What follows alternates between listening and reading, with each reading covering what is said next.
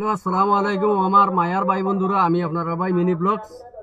আজকে আমাদের রাজাটিলা পূর্ব হরিনগর গ্রামের জামে মসজিদে একটি ওয়াজের প্রোগ্রাম চলতেছে।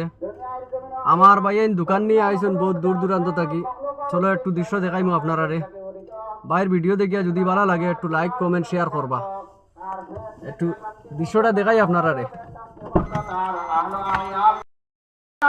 واصبر عليها لا نسألك رزقا نحن نرزقك والعاقبة للتقوى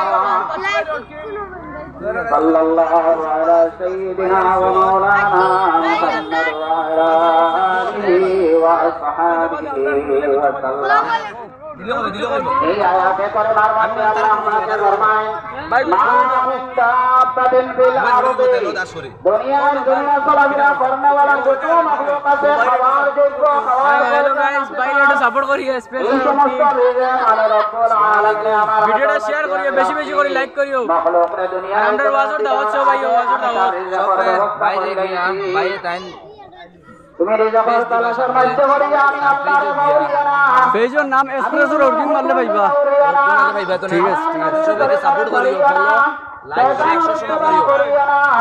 তুমি কেটে হইবা পথ কষ্ট হইবা তোমার মকসদ তোমার উদ্দেশ্য সফল হইবা, তোমার গন্তব্য সফল হইবা জাহান্নাম।